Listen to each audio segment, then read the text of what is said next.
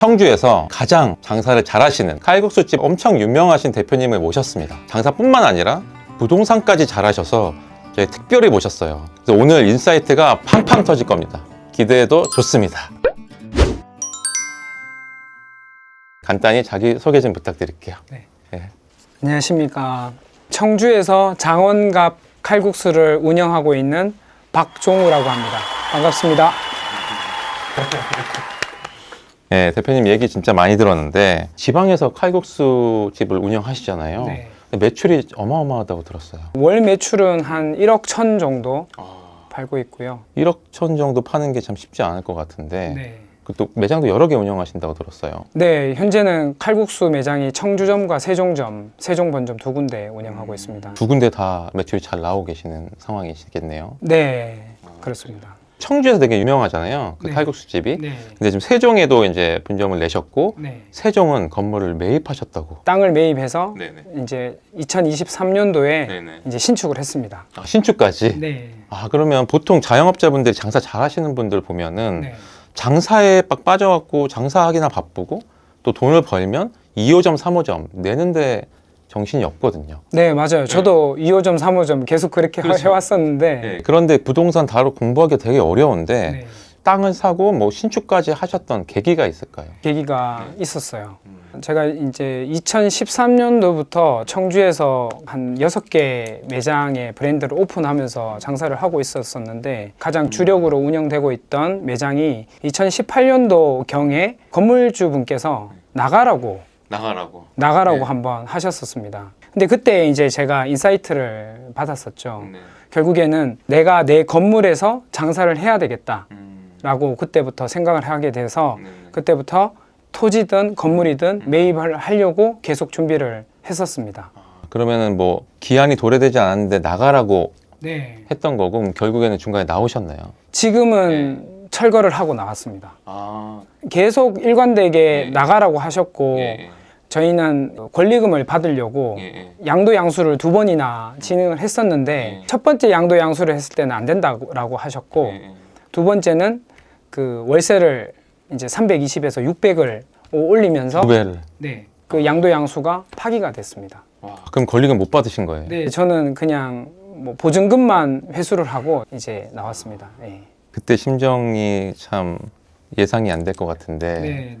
지금은 다 지나간 일이지만 그때는 뭐 하루하루가 피가 말랐었었죠. 그렇죠. 그러니까 이런 일을 겪는 게 정말 다반사예요. 네. 너무나 많고 정말 그동 거기서도 장사 잘 되셨죠. 네, 그래서 저희가 8년 동안 지방에서 연매출 9년이죠. 횟수로 봤을 때 정확히 9년인데 8억 미만으로 떨어져 본 적이 없고 뭐 10억 넘은 적도 수회 되는 매장이었습니다. 그러니까 진짜 나갈 수도 없고 그리고 권리금을 받아도 상당히 많이 받을 수 있는 거였는데 네. 내 건물이 아닌 네. 이유로 네.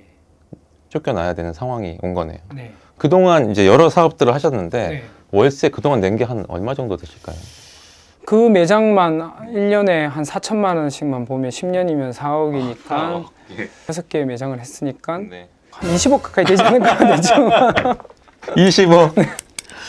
아, 맞습니다. 그러니까 많은 분들 만나보면 장사 잘하시는 분들 자기가 정말 장사 잘한다고 되게 좋아하시는데 이렇게 물어보면 깜짝 놀랍니다. 내가 그 돈을 다 냈는데 네, 저도 깜짝 놀라네요, 네. 진짜로. 그죠. 네. 건물주가 되셔서 뭐 이렇게 그냥 덤덤하게 말씀하실 수 있지만 오히려 그걸 미리 알았다면 더 빨리 건물을 사셨을지 않았을까. 그럼 앞으로는 계속 건물을 사시겠네요. 앞으로는 제가 임차해서 장사를 할 계획은 전혀 없습니다. 아, 이게 진짜 이야기입니다.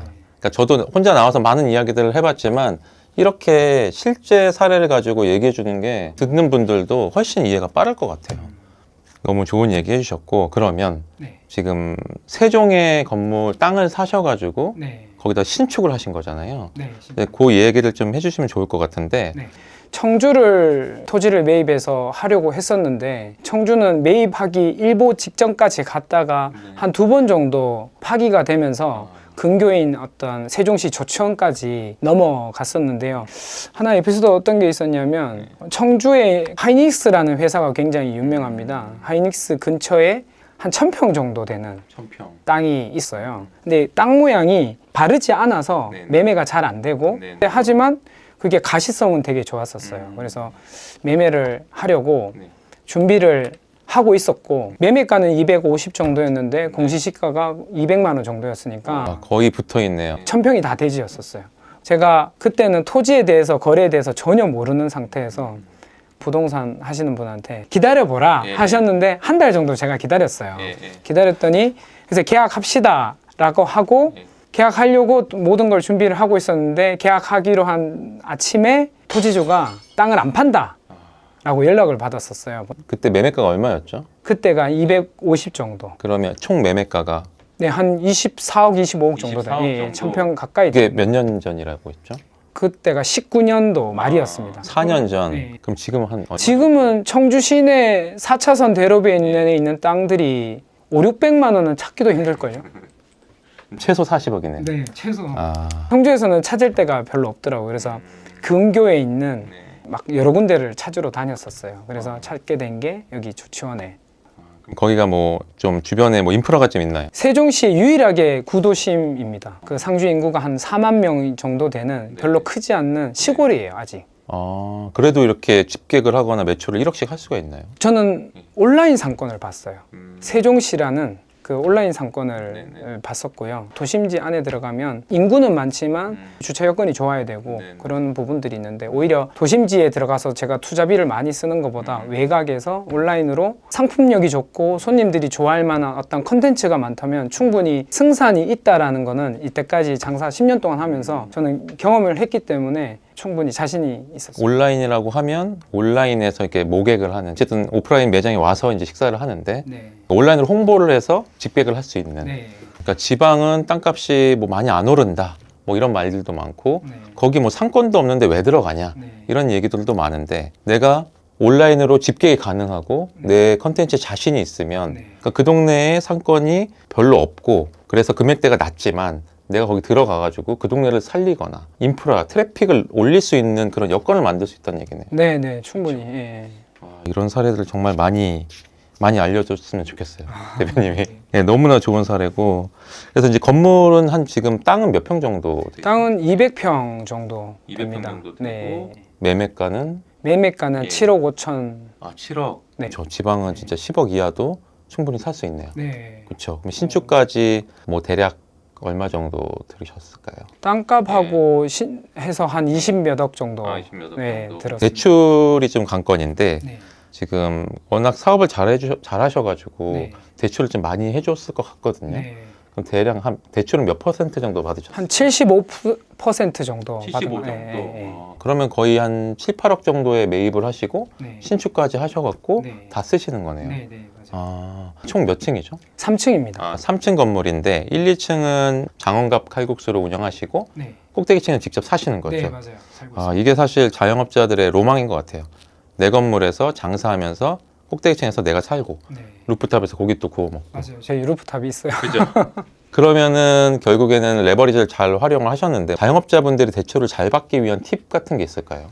높은 매출을 가지고 지속적으로 유지하시는 게 가장 중요하지 않나. 매출을 유지한다. 네, 그래야지 은행이나 신용보증기금이나 이런 데서 자체가 실려도니까 그게 가장 중요한 부분이지 않나라는 생각이 듭니다. 그럼 많은 분들은 자기가 장사는 잘하지만 은행에서 이렇게 대출을 많이 해줄 거라는 걸 예측을 못 할 수도 있겠네요. 그렇죠. 많은 자영업자분들. 네, 거의 저도 사실 그냥 일반 시중은에서 대출 내주세요 하면 장사의 컨디션을 전혀 모른 채로 은행을 방문하니까 그 어떤 누구도 호의적이지 않는데 그 은행에서 대출 담당자가 매장의 브랜드의 어떤 신뢰도를 확인하는 순간 충분히 상담을 해주시고 관심을 가져주십니다. 그럼 이자가 대략 한 달에 얼마 정도 나오죠? 한 1,000만 원 정도 1,000만 나옵니다. 250평을 쓰는데 1,000만 원이면 그 동네 시세 정도 되나요? 그렇죠. 그 정도는 아무리 지방이라도 그거보다 더 밑으로 내려가지는 않습니다. 그러면 네. 직접 사서 물론 7억이라는 돈이 들어갔지만 네. 레버리지를 잘 활용해서 이자를 내도 1,000만 원. 네.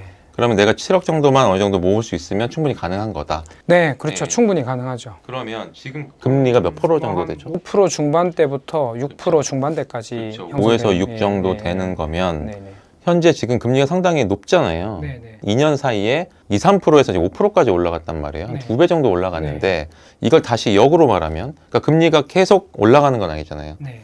그 시기에 따라서 오르락 내리락 하는 건데 만약에 1%, 2%라도 빠지면 내는 이자가 네. 한 1,000만 원에서 뭐 800, 700 이렇게 네, 되는 거잖아요. 네. 저는 지금이 고점이기 때문에 앞으로 좋은 일만 남아 있어요. 그러네요. 그리고 이제 1,000만 원이라고 해도 충분히 감당을 할 수 있는 네, 그 정도는. 거고 얼마까지 감당이 되시나요, 이자?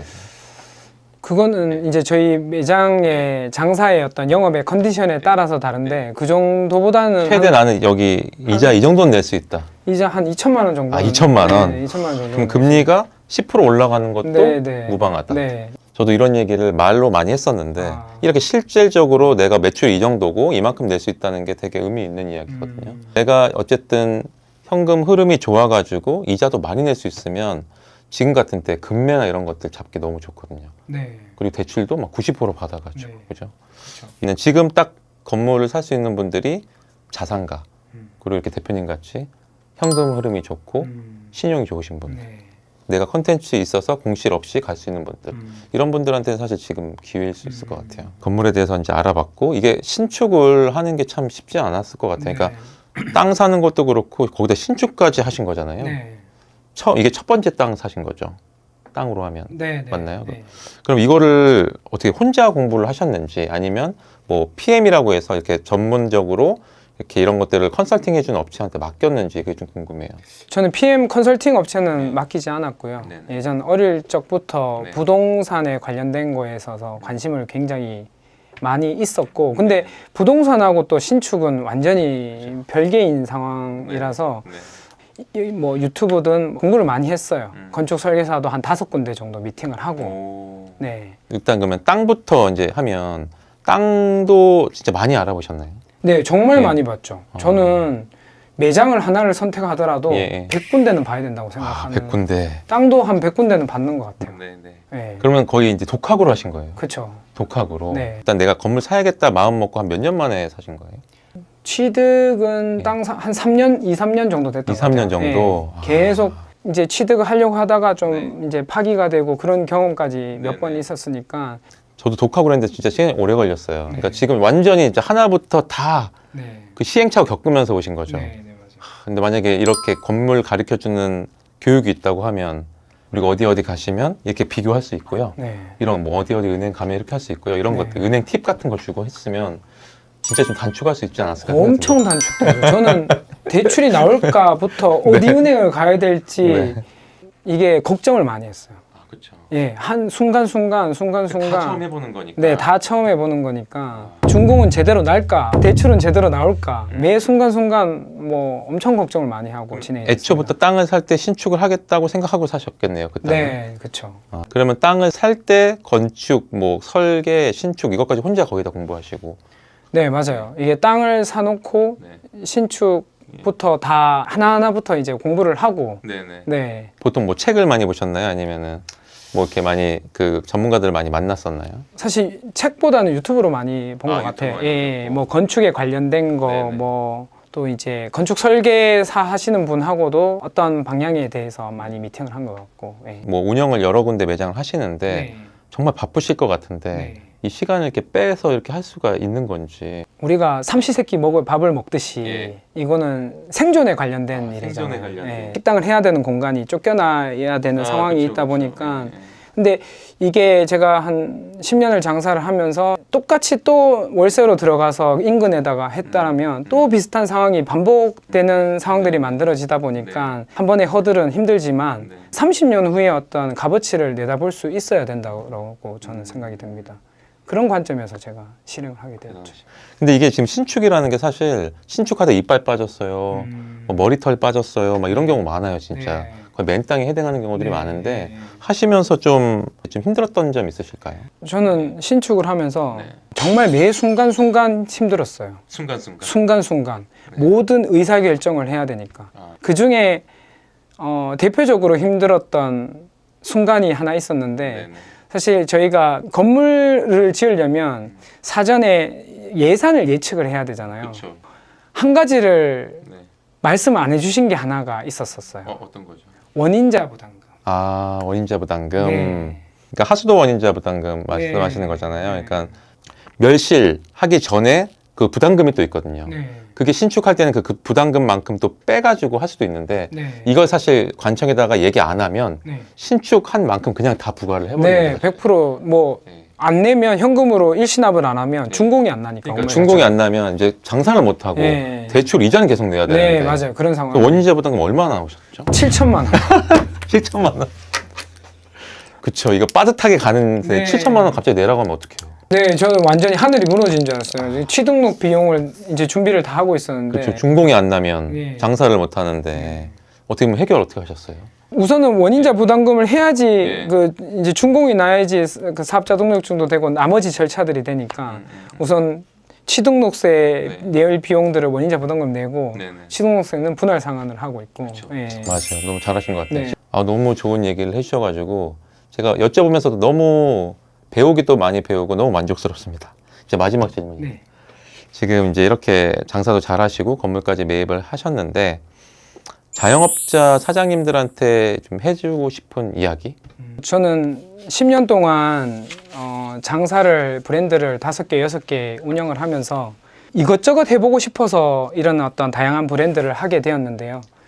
좀 더 장사를 여러 가지 브랜드를 하기보다는 한 매장을 좁고 깊게 장사를 하셔서 매출을 최대한 높여서 그걸 오랫동안 유지를 하면 엄청난 많은 기회가 있다라고 보거든요. 좀 더 집중하셔서 장사를 한다라는 거는 결국에는 고객들을 만족을 시켜서 재방문을 유도를 해서 매출을 높이게 되면 순이익도 늘어나지만 거기에 따라서 더 많은 기회들이 많이 있어요. 다양한 브랜드를 여러 개 하는 것보다 장사에 더 집중을 하시고 그 틈틈이 여유를 만드셔서 건물을 매입하시거나 신축을 하시는데 관심을 두게 된다면 훨씬 더 좋을 것 같습니다.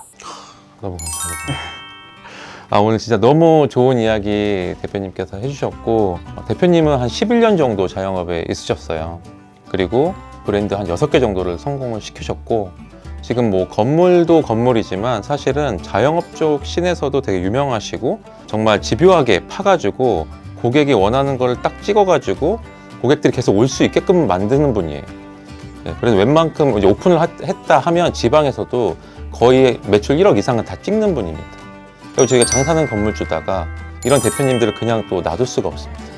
네, 그래가지고 장건 아카데미에서 자영업자분들이 지방에서 어떻게 월 매출 1억을 낼 수 있는지에 대한 강의도 마련을 했습니다. 그래서 대표님의 강의 기대해 주시고요. 또 장원갑 칼국수 많이 사랑해 주십시오. 네, 오늘 여기까지 하겠습니다. 감사합니다. 네, 수고하셨습니다. 네.